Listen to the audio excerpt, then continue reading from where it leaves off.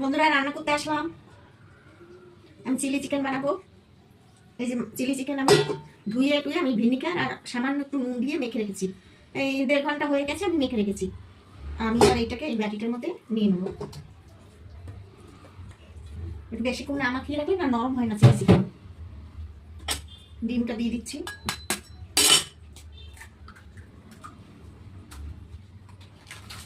Cornflour দিয়ে দিচ্ছি।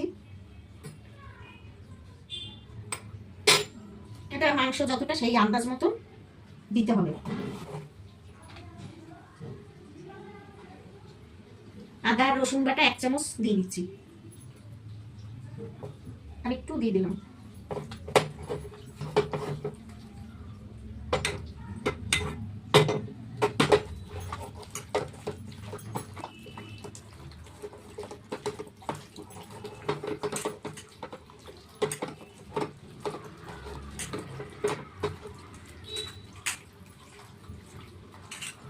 ডিম, কর্নফ্লাওয়ার আর আদা রসুন পেস্ট দিয়ে ভালোভাবে এইভাবে মেখে নিয়েছি। এবারে নুনটা দেবো। প্রথমে আমি একটু নুন দিয়েছি, এখন অল্প একটু দিচ্ছি।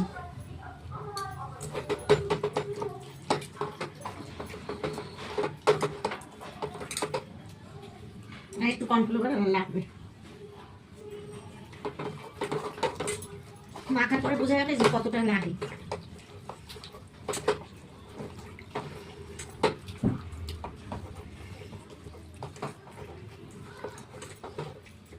মাংস একদম নরমও হয়ে গেছে, অনেকক্ষণ মাখিয়ে রেখেছি, 1.5 ঘন্টা ভিনিগার দিয়ে মাখিয়ে রেখেছি।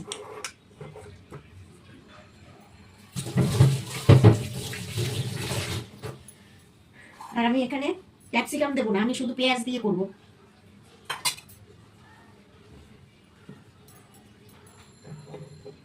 কড়াইটা বসিয়ে দিই, এই ছোট কড়াইটাই ভাজবো।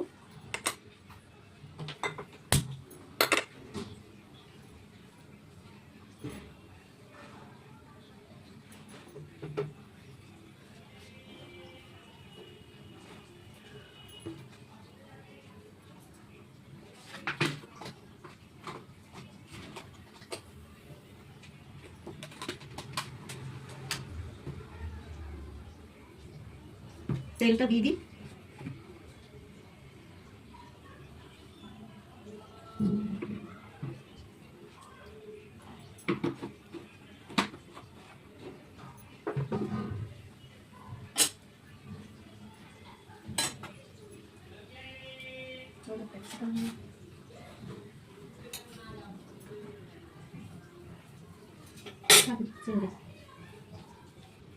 তেল গরম হয়ে গেছে, আমি একটু কাশ্মীরি লঙ্কার গুঁড়োও দিয়ে দিচ্ছি, তাহলে কালারটা সুন্দর হবে। আপনারা চাইলে দেবেন, না চাইলে দেবেন না, আমি একটু দিলাম। এই যে রঙটা খুব সুন্দর হবে।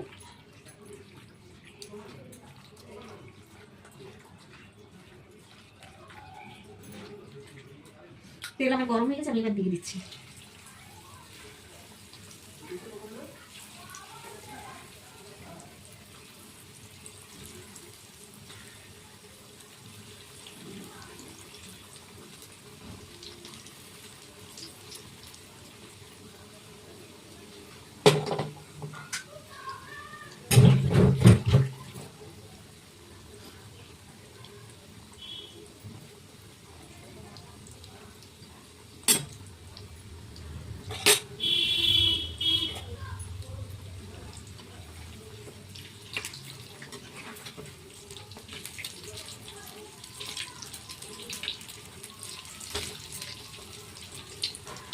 চিলি চিকেনটা রান্না করা খুবই সহজ, খেতেও ভালো লাগে।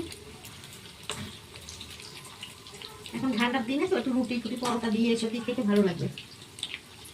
ভাজা হোক আস্তে আস্তে। আমার একটা ভাজা হয়ে গেছে, খুব বেশি ভাজবো না, তাহলে কিন্তু আবার শক্ত হয়ে যাবে। মোটামুটি গ্যাস কমিয়েও ভাজা যায়, একটু সময় লাগবে, কিন্তু ভেতরটা ভালো সিদ্ধ হবে।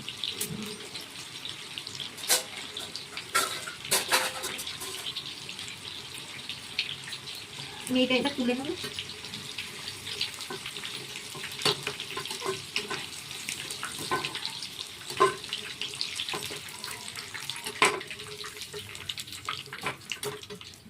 এইভাবে ভাজা করবো।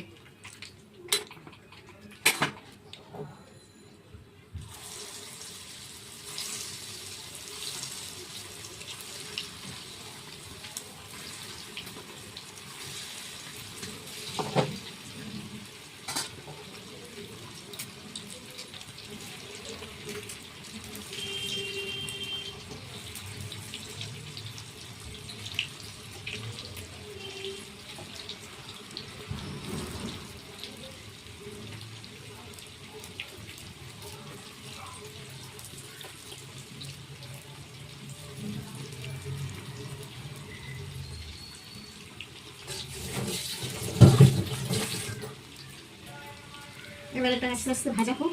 আবার আমি এ পাশে বড় কড়াইটাও বসিয়ে দিই, দিয়ে আমি পেঁয়াজটা ভাজতে থাকি।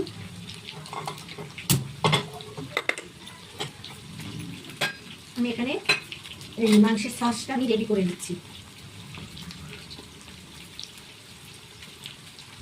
1 চামচ নিলাম সোয়া সস,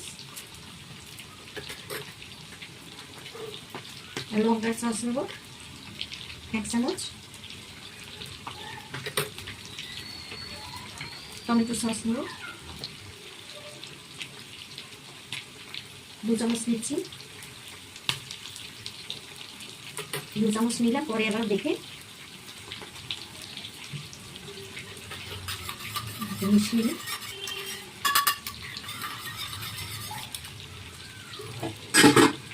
একটু জল দিয়ে মিশাবো।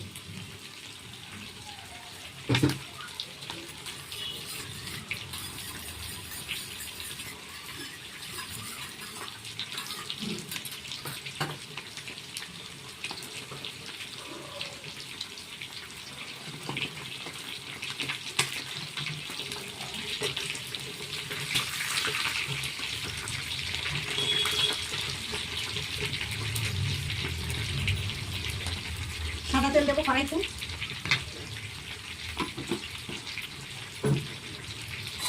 আমি পেঁয়াজটা ডুমো ডুমো করে কেটে রেখেছি, পেঁয়াজটা দিয়ে দিচ্ছি।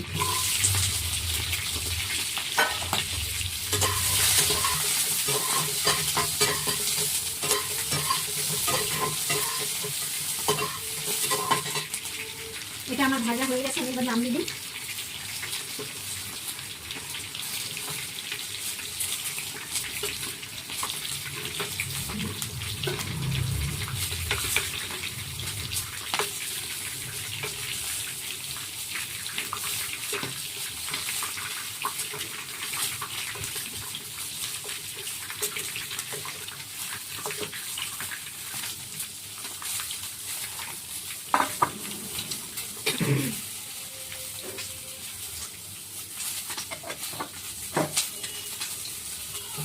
আমি এটা সে দিয়ে দিচ্ছি।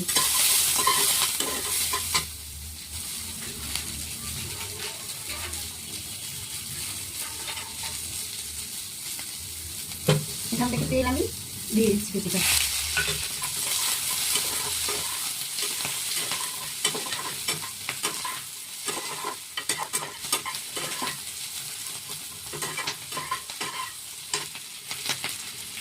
একটু নুন দিয়ে দিচ্ছি।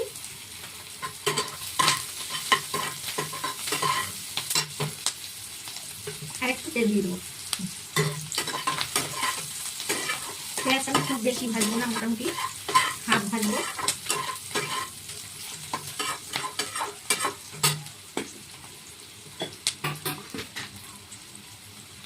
এক চামচ আদা রসুনের পেস্ট দিয়ে দিলাম,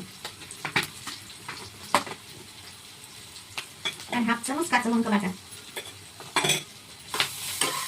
এবার এটাকে আমি একটু ভালো করে কষাবো, আদা রসুনের গন্ধটা। ক্যাপসিকামটা দিলাম না এই কারণে, ক্যাপসিকাম না ওই মানে খেতে চাচ্ছে না, ওই জন্য ক্যাপসিকাম দিলাম না, এমনি করছি। ক্যাপসিকামটা দিলে গন্ধটা সুন্দর বেরোয়।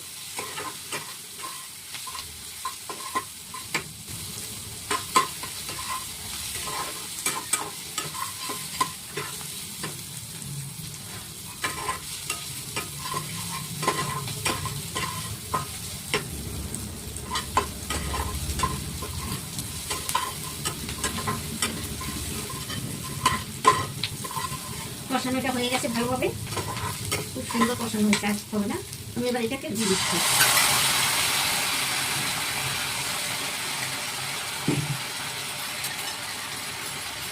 এটাকে যখন দেবো গ্যাসের ফ্লেমটা একদম লো করে দেবো, নাহলে কিন্তু পোড়া লেগে যাবে।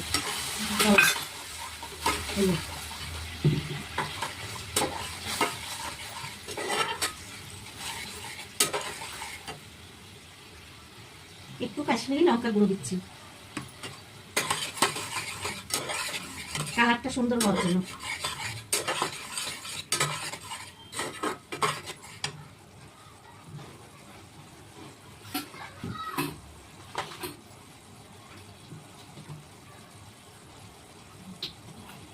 আমি আরেকটু লঙ্কা সসটা দিয়ে দিচ্ছি।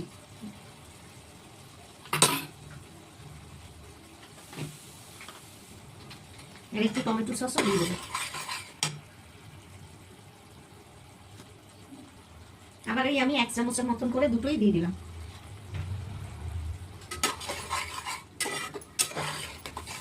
নুনটা আমি এখন দেবো না, কেননা নুনটা 2-3 বার করে দেওয়া হয়ে গেছে তো, আমি দেখে তারপরে আবার নুনটা দেবো।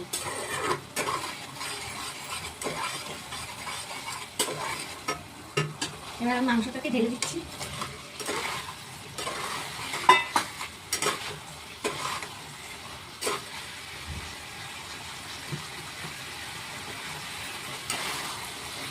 সুন্দর রং এসছে না?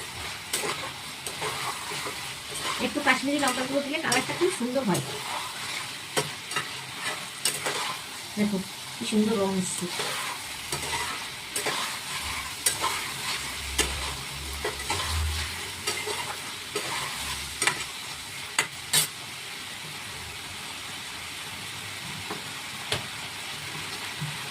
এটা কষ্ট থাকি আস্তে আস্তে।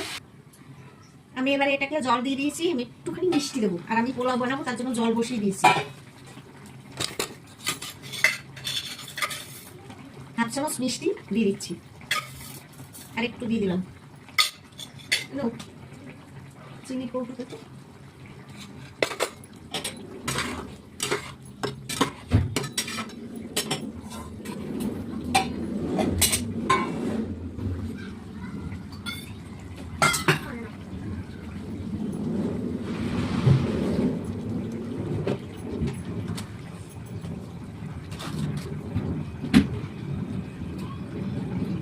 কর্নফ্লাওয়ার জলে গুলে আমি ঢেলে দেবো।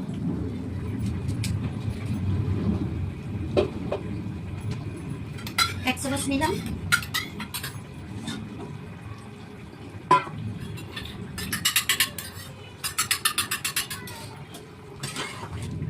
মাংস একদম সিদ্ধ হয়ে গেছে, কারণ অনেকক্ষণ মাখিয়ে রেখেছিলাম তো, সঙ্গে সঙ্গে মাখিয়ে করলে না মানে সিদ্ধ হতে চায় না, একটা শক্ত শক্ত ভাত থাকে। আর এটা এত সুন্দর নরম হয়েছে, এই দেখো একদম সুন্দর হয়েছে, কালারটাও সুন্দর হয়েছে। আমি এবার এটাকে ঢেলে দিয়ে দিচ্ছি।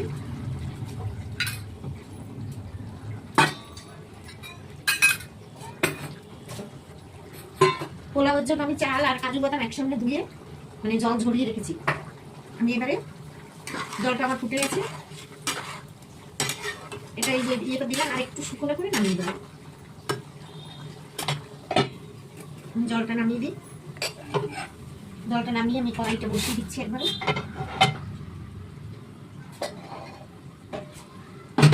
পোলাওর জন্য এখানে যে ভাজা তেল ছিল আমি ওইটাই দিয়ে দেবো, 1 হাতা দিয়ে দিলাম।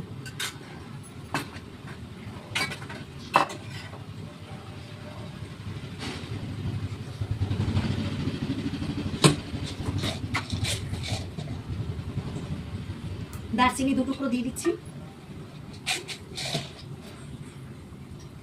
আর এলাচ।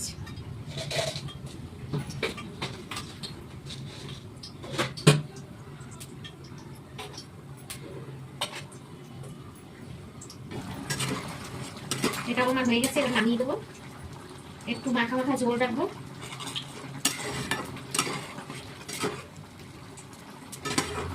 মাংস এত সুন্দর নরম হয়েছে,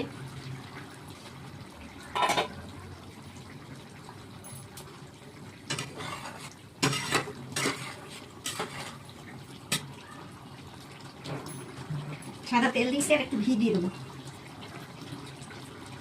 পোলাওর জন্য। এবার আমি চালটা ঢেলে দিচ্ছি।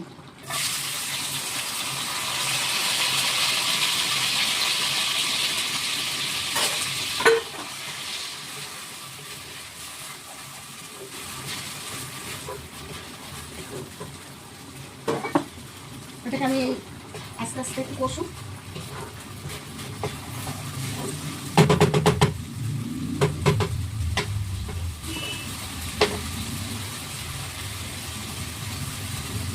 আমি একটু হলুদ দিয়ে দিচ্ছি পোলাওর মধ্যে, 1/2 চামচ দিয়ে দিচ্ছি।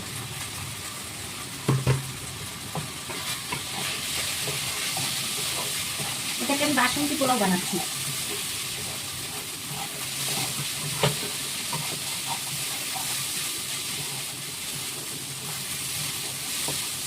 এটা কিশমিশ আমি দিলাম না, কিশমিশ দিলেও ভালো লাগে, কিন্তু আমরা খাই না বলে ওই জন্য দেইনি। আমার এটা হয়ে গেছে, এটাকে এবার নামিয়ে দেবো। দেখুন কি সুন্দর কালার এসছে। রান্না করতে অত ঝামেলা লাগলো না, পেঁয়াজ রসুন আলু দিয়ে করা একরকম, মানে একটু টাইম বেশি লাগে, মানে খেপা। আর এটা করাটা খুবই সহজ, একদম শুধু একটু গুছিয়ে গেছে নিলেই ব্যাস, খুবই সহজ। আর খেতেও দারুণ লাগে। এর রুটি দিয়ে, পরোটা দিয়ে, পোলাও দিয়ে, যা কিছু দিয়েই খাওয়া যাবে। তাহলে এটা আমার হয়ে গেল। পোলাওটা এবার আমি একপাশে বসিয়ে দেবো। পোলাওটা এই যে আজকে সব শর্টকাটের রান্না, ঝামেলা রান্না নেই।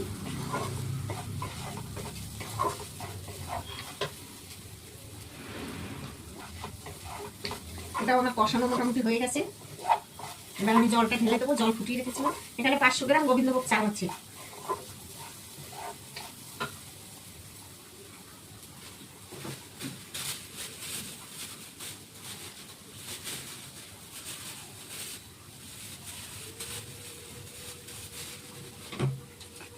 তেজপাতা আমার ধোয়া আগে দিয়ে, আমি ধুয়ে শুকিয়ে রেখে দিই প্যাকেট ভরে, কারণ রান্নার সময় অসুবিধা হয় ধুতে, আর তেলে দিলে খুব জল ছেটে। আমি এবারে তেজপাতাটা দিয়ে দিচ্ছি।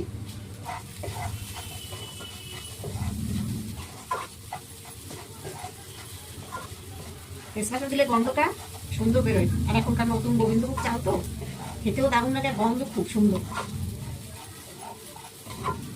আর আমি এবারে গরম জলটা ঢেলে দিচ্ছি।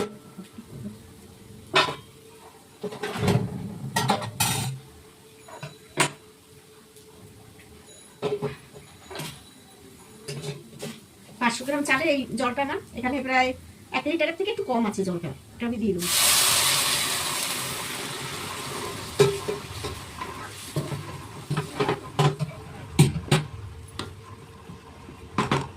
আপনারা না বুঝলে না মেপে মেপে দেবেন যতটা চাল।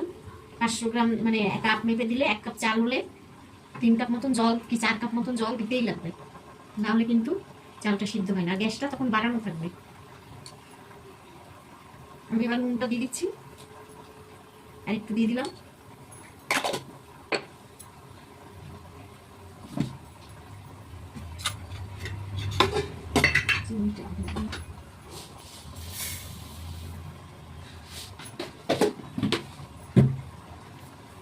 চিনি নুন এই জল যখনই দেবেন তখন দিয়ে দেবেন, তাহলে কি ওই ভাতের সঙ্গে পুরো মিশে যাবে।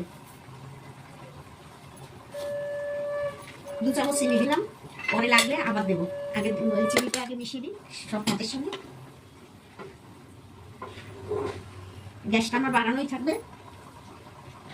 এবার আমি একটু ঢাকা দিয়ে দেবো, এটা সিদ্ধ দেবো, তারপরে আবার দেখাবো। দেখি আমার পোলাওটা কেমন হলো। পুরো একদম হয়ে গেছে, রেডি। আমি এবার এর উপরে একটু ঘি দিয়ে নামিয়ে রেখে দেবো। অল্প একটু ঘি দেবো, বেশি দেবো না, প্রথমে বেশি দিয়ে দিয়েছি। 2 চামচ দিলাম, আর দেবো। এবার এটা যে ঠান্ডা হয়ে যাবে পুরো ঝরঝরে হয়ে যাবে আরো।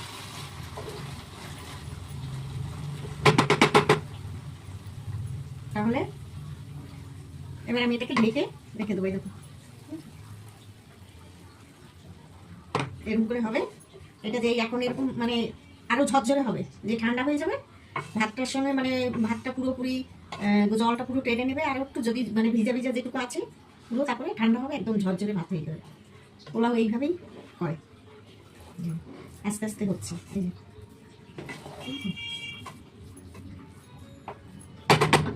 রংটা খুব সুন্দর হয়েছে। তাহলে আমার এই আজকের রান্নাটা কেমন লাগলো কমেন্ট করে জানাবেন, লাইক করবেন। যারা ইউটিউব থেকে দেখছে তারা সাবস্ক্রাইব করে দেবেন। আর সবাই ভালো থাকবে, সুস্থ থাকবে। টাটা।